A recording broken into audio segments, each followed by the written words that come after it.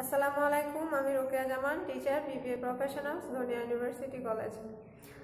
আজকে আমরা থার্ড সেমিস্টারের লিগ্যাল এনভায়রনমেন্ট অফ বিজনেস কোর্সের নতুন একটা চ্যাপ্টার শুরু করব। এটা হচ্ছে দ্য কোম্পানি অ্যাক্ট 1994।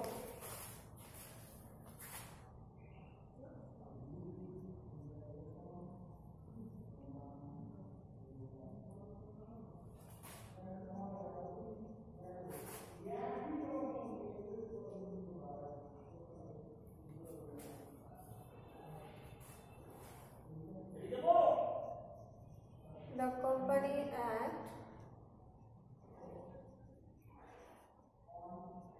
1994।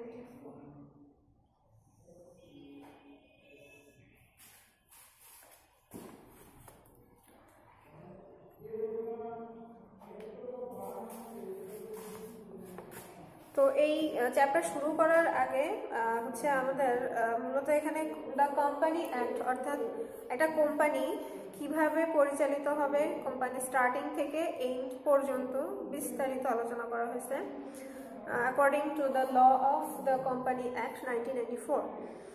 তো কোম্পানি সম্পর্কে আমরা আমাদের সাধারণত একটা ধারণা আছে যে কোম্পানি কয়েকজন ব্যক্তির মাধ্যমে পরিচালিত একটা প্রতিষ্ঠান, যেখানে মুনাফা অর্জন করার জন্য পরিচালিত হয় আর কি। তো এখানে কোম্পানি হচ্ছে কোম্পানি এবং জয়েন্ট স্টক কোম্পানি, মানে কোম্পানি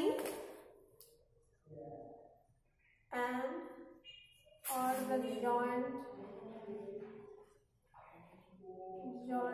stock company।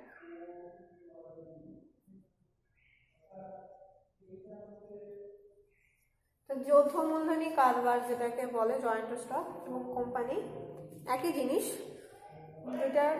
জিনিস, বাট দুইটা নাম আর কি, দুইটা নামে ডাকা হয়। তো এই টোটাল বিষয়টা 1994 সালে 1994 এর অ্যাক্ট অনুযায়ী হচ্ছে পরিচালিত হয়। এখন যদি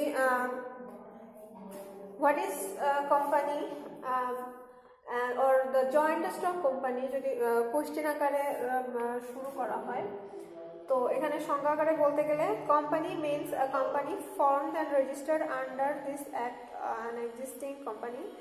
এখানে according to Professor L.H. Haney, তার মতে বলা হয়েছে যে a company is an artificial person created by law having a separate entity with a perpetual succession and a common seal। অর্থাৎ এখানে সংজ্ঞা আকারে বলা হয়েছে কোম্পানির একটা কৃত্রিম ব্যক্তিসত্তা থাকে। আমরা আগে থেকেই একটা জানি, আমরা হচ্ছে অন্য ক্লাসে ছোটবেলায় আমরা পড়ছি যে কোম্পানির একটা কৃত্রিম ব্যক্তিসত্তা থাকে। তো এই কৃত্রিম ব্যক্তিসত্তাটা কি? অ্যাকচুয়ালি কোম্পানিতে অনেকগুলো ব্যক্তি থাকে। যদি শেয়ার ক্রয় বিক্রয় করা হয়, শেয়ারের মাধ্যমে কোম্পানির মালিক হওয়া যায়, এবং হচ্ছে এখানে অনেক ব্যক্তি রিলেটেড থাকে, মালিক হিসেবে অনেকে থাকে, কর্মচারী হিসেবেও থাকে। কিন্তু এখানে কৃত্রিম ব্যক্তিসত্তাটাই, কৃত্রিম ব্যক্তিসত্তা হচ্ছে যে কোম্পানিটা ট্রিট করবে, মানে বাহ্যিক দৃষ্টিকোণ থেকে কোম্পানি ট্রিট করবে এভাবে যে সে একজন আলাদা ব্যক্তি, অর্থাৎ আর্টিফিশিয়াল পার্সন। এখানে হচ্ছে তাকে একটা দেখা গেছে যে কোম্পানি অবশ্যই একটা আলাদা ব্যক্তি হিসেবে, একজন হচ্ছে আলাদা একদম সেপারেট একটা ব্যক্তি হিসেবে নিজেকে শো করবে। এটা হচ্ছে কৃত্রিম ব্যক্তিসত্তা। তো এখন এখানে বলতে গেলে যে আরো বলছে by a company is meant, আচ্ছা যদি বলা যায় যে হচ্ছে আর্টিফিশিয়াল পার্সন, এখানে ল দ্বারা অবশ্যই আলাদা একজন ব্যক্তি সত্তা হিসেবে পরিচিত হবে, এবং সেটা অবশ্যই সেপারেট এন্টিটি, মানে পুরা আলাদা, মানে একটা বাহ্যিকভাবে সেপারেট একটা হচ্ছে পার্সন হিসেবে নিজেকে শো করবে। তো এখানে কোয়েশ্চেনটা এরকম হতে পারে যে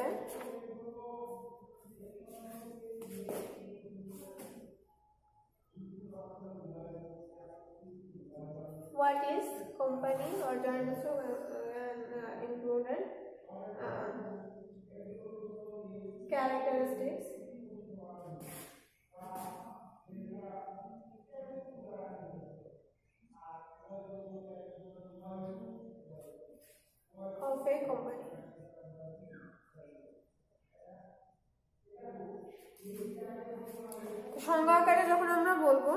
যে a company is an artificial person created by law having a separate entity with a perpetual succession and a common seal.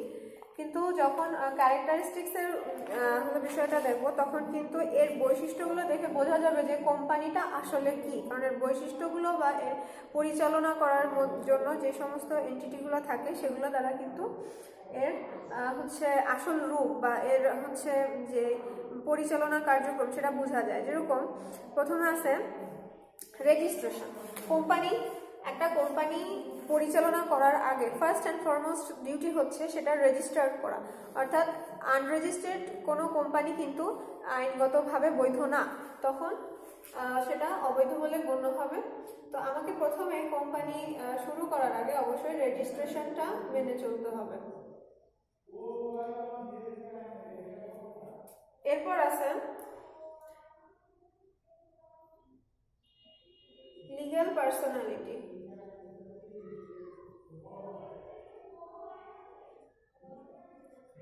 Legal personality এখানে বলছে company is regarded by a single person, single person regard করবে। It has a legal personality, the rule applies even in the case of one man company. আচ্ছা, যাই হোক এখানে বলছে যে legal একটা পার্সোনালিটি থাকবে, একটা আইনগত ব্যক্তিত্ব থাকবে, অর্থাৎ একটা ব্যক্তি হিসেবে শো করবে। এরপরে আছে যে কন্ট্রাকচুয়াল ক্যাপাসিটি।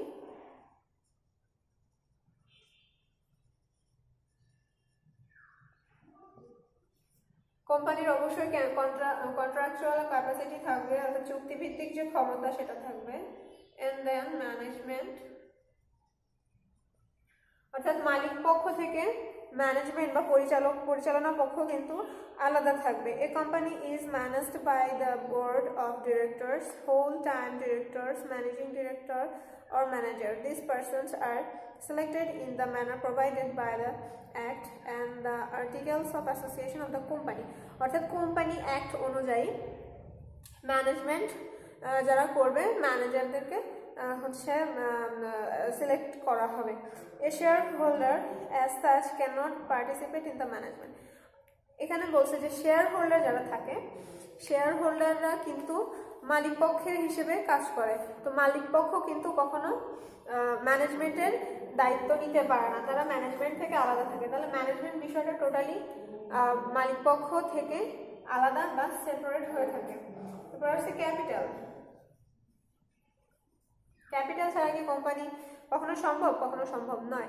তাহলে ক্যাপিটালটা মাস্ট বি থাকতে হবে, অর্থাৎ কোম্পানি পরিচালনা করার শুরু করার আগে অবশ্যই ক্যাপিটাল আমাকে অ্যারেঞ্জ করতে হবে। এরপর আছে পার্মানেন্ট এক্সিস্টেন্স।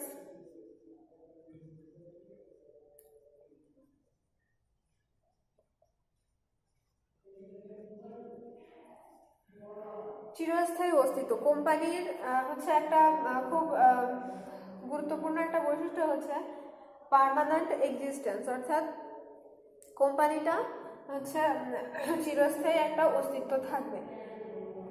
কিন্তু কিছু কিছু ক্ষেত্রে আছে যে কোম্পানি বিলুপ্ত করা যায়, সেটা আমরা পরবর্তীতে জানবো যে কোম্পানি কোন কোন ক্ষেত্রে বিলুপ্ত হতে পারে। কিন্তু আমরা ইনিশিয়াল পর্যায়ে কোম্পানির একটা বৈশিষ্ট্য হিসেবে জানবো যে এটার একটা পার্মানেন্ট এক্সিস্টেন্স আছে।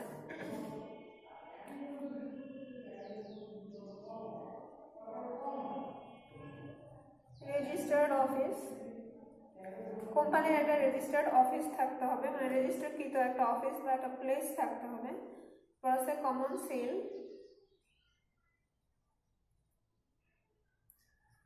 কোম্পানির একটা কমন সিল থাকতে হবে, যে সিলটা দেখার মাধ্যমে বোঝা যাবে যে এটা ওই ধরনের কোম্পানি বা ওই কোম্পানি।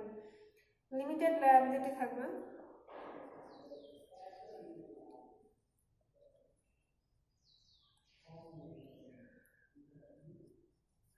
লিমিটেড লায়াবিলিটির কোম্পানির একটা গুরুত্বপূর্ণ বৈশিষ্ট্যের মধ্যে আছে যে লিমিটেড লায়াবিলিটি, অর্থাৎ অন্যান্য কোম্পানি যেরকম এক মালিকানা কোম্পানি, অংশীদারি কোম্পানির ক্ষেত্রে কিন্তু এক মালিকানা কোম্পানির ক্ষেত্রে বলি, সেখানে কিন্তু লায়াবিলিটিটা লিমিটেড না, অর্থাৎ যদি তার কোম্পানিতে কোনো লস হয় বা দেউলিয়াত্ব হয় বা এই ধরনের কোনো ঘটনা ঘটে, তাহলে কিন্তু তাকে ওই দায়টা তার ব্যক্তিগত সম্পত্তি বিক্রি করে হলেও, তার ভিটামাটি বা জমি জমা বিক্রি করে হলেও সেই দায়টা পরিশোধ করতে হয়। কিন্তু কোম্পানির ক্ষেত্রে কি হচ্ছে যে লিমিটেড লায়াবিলিটি, এখানে যদি কোনো দায়বদ্ধতা তৈরি হয় তাহলে কিন্তু ওই কোম্পানি কর্তৃক সেটা অ্যাডজাস্ট করা হয়, ব্যক্তিগতভাবে বা অন্য নিজস্ব সম্পত্তি থেকে সেই দায়টা পরিশোধ করার প্রয়োজন হয় না। তো এখানে এটা একটা অ্যাডভান্টেজ হিসেবেও বলা যায় যে কোম্পানির একটা অ্যাডভান্টেজ সীমিত দায়বদ্ধতা। এরপর বলছে যে ট্রান্সফারেবিলিটি।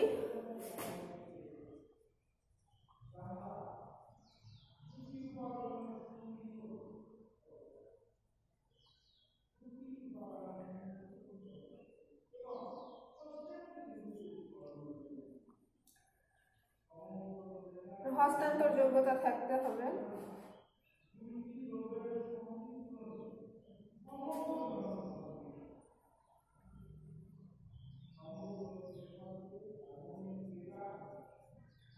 No fundamental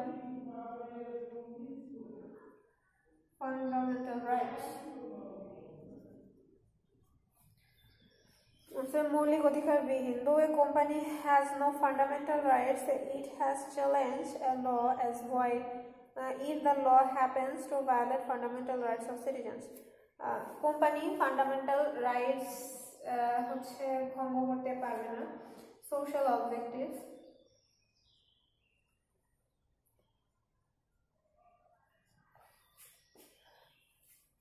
তো কোম্পানি সৃষ্টি থেকে পরিচালনা পর্যন্ত, পরিচালনা এবং প্রফিটের বিষয়, যেসব বিষয়গুলো আছে, শেয়ার বা প্রফিট ডিস্ট্রিবিউশন, ডিভিডেন্ড ডিস্ট্রিবিউশন, এই সমস্ত বিষয়গুলো সব পরিচালনা করার জন্য যে রুলস মেনে চলতেছে কোম্পানি অ্যাক্ট 1994। তো এই অ্যাক্ট অনুযায়ী কোম্পানি প্রতিষ্ঠার জন্য যে বৈশিষ্ট্যগুলো, পরিচালনার জন্য বৈশিষ্ট্যগুলো থাকা, আরও এছাড়া আরও অনেকগুলো বৈশিষ্ট্য এখানে আছে, সবগুলা তো বইতে পাবেন। তাছাড়া এখানে যে বৈশিষ্ট্যগুলো ইনক্লুড করা হয়েছে প্রত্যেকটাই কিন্তু গুরুত্বপূর্ণ বৈশিষ্ট্য। তো কোম্পানি সম্পর্কে জানতে গেলে এই বৈশিষ্ট্যগুলো প্রথমে জানতে হবে।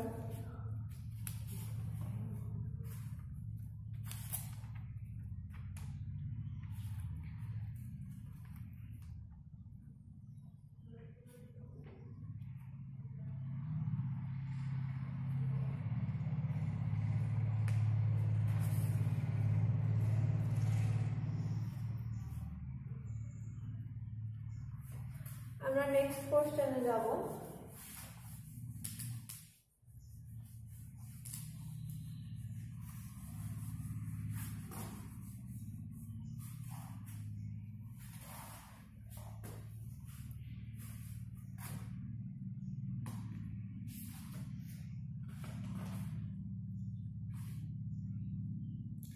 কোম্পানির অনেক রকম ক্যাটাগরি আছে, different type of company.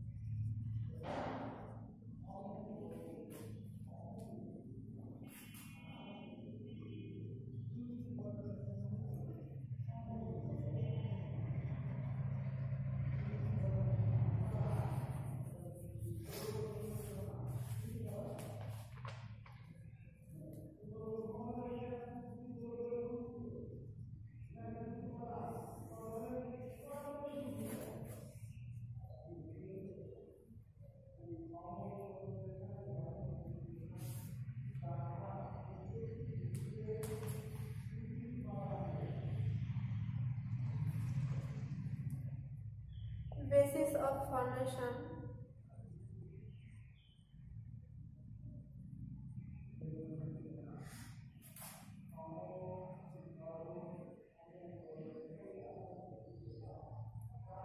Chartered company.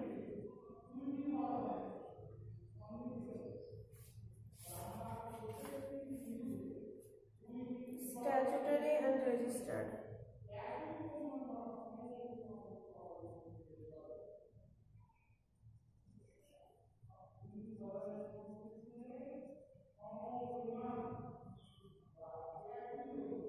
Registered company আবার দুই প্রকার, একটা হচ্ছে প্রাইভেট, এটা হচ্ছে পাবলিক।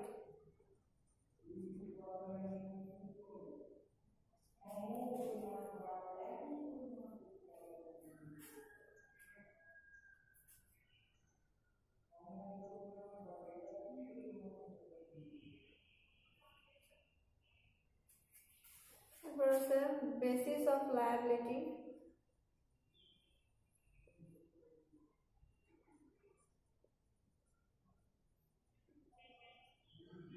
বেসিস অফ লায়াবিলিটি হচ্ছে লিমিটেড লায়াবিলিটি,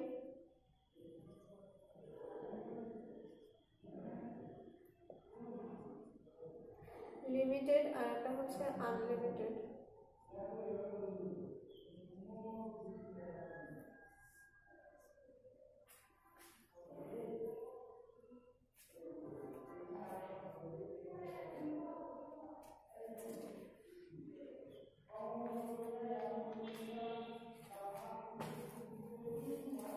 এরপর আছে ওনারশিপ,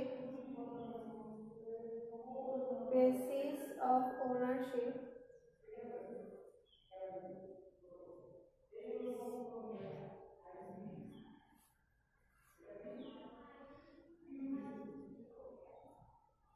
ওনারশিপের মধ্যে আছে গভর্নমেন্ট কোম্পানি,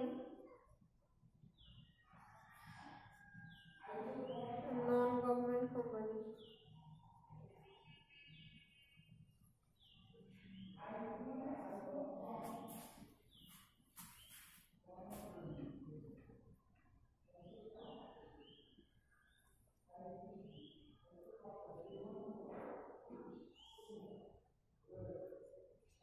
একটা আছে basis of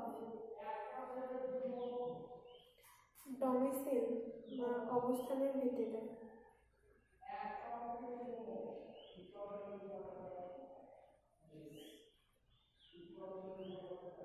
national, foreign and multinational.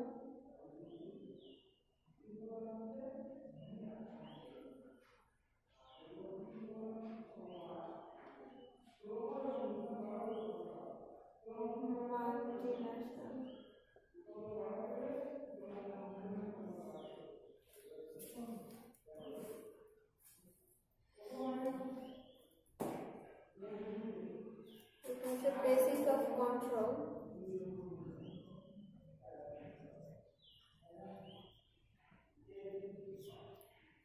basis of control আছে হোল্ডিং আর সাবসিডিয়ারি।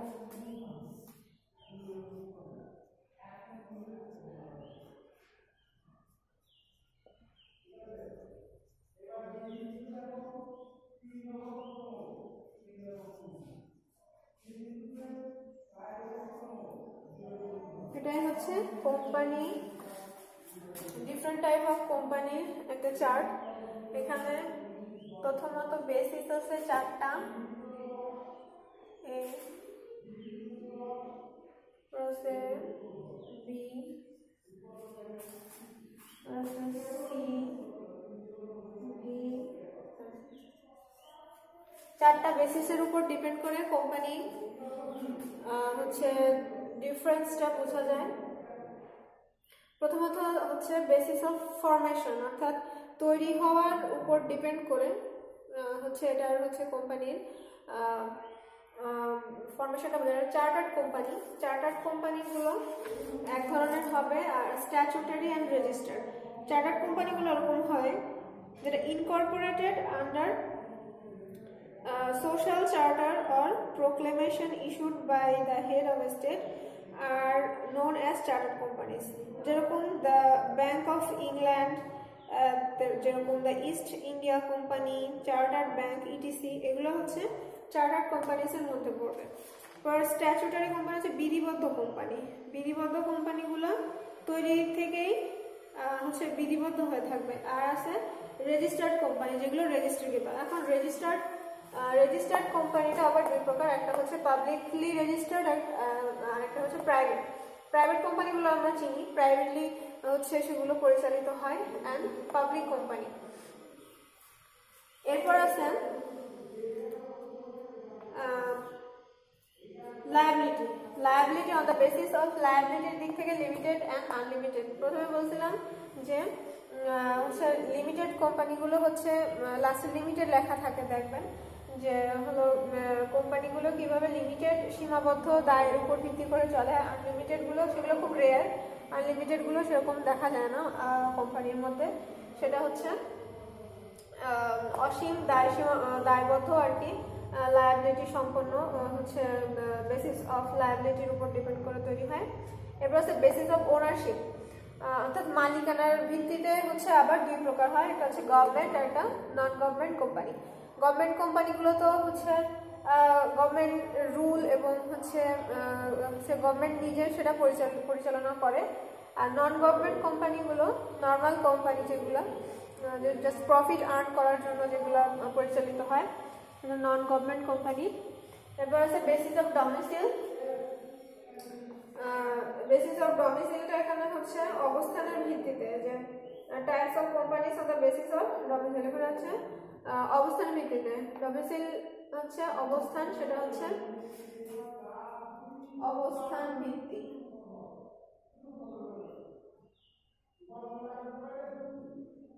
অবস্থান ভিত্তিক হচ্ছে ন্যাশনাল, দেশীয়। এরপর হচ্ছে ফরেন, বিদেশি কোম্পানি যেগুলো, বিদেশি কোম্পানিগুলো হচ্ছে কি করে শাখা দেশে ট্রান্সফার করে, সেটা হচ্ছে ফরেন। আর হচ্ছে মাল্টি ন্যাশনাল, সেটা হচ্ছে ওয়ার্ল্ড ওয়াইড পরিচালিত এবং বৃহৎ আকার যে সমস্ত কোম্পানিগুলো দেশে এবং বিদেশে সমানভাবে পরিচালিত হয়, সেটা হচ্ছে মাল্টি ন্যাশনাল। এবং লাস্টলি আছে বেসিস অফ কন্ট্রোল, অর্থাৎ হচ্ছে নিয়ন্ত্রণের ভিত্তিতে কোম্পানি কিরকম, হোল্ডিং কোম্পানি আর সাবসিডিয়ারি কোম্পানি। হোল্ডিং কোম্পানিগুলো হচ্ছে মূল কোম্পানি এবং সাবসিডিয়ারি কোম্পানিগুলো হচ্ছে হোল্ডিং কোম্পানির আন্ডারে থাকে। হোল্ডিং কোম্পানি এখানে বলছে এরকম, holding company is a company which holds all or majority of the share. এখানে হোল্ডিং কোম্পানির ক্ষেত্রে হতে পারে যে 100 ভাগের মধ্যে 51 ভাগ শেয়ার যে কোম্পানিগুলো হচ্ছে মালিকানা পেয়ে থাকে, যে 100 ভাগের মধ্যে 51% শেয়ার যদি তারা মালিকানা পেয়ে থাকে তাহলে হোল্ডিং কোম্পানি। আর এখানে বলছে যে holding company is a company which holds all or majority of the share capital in on or more company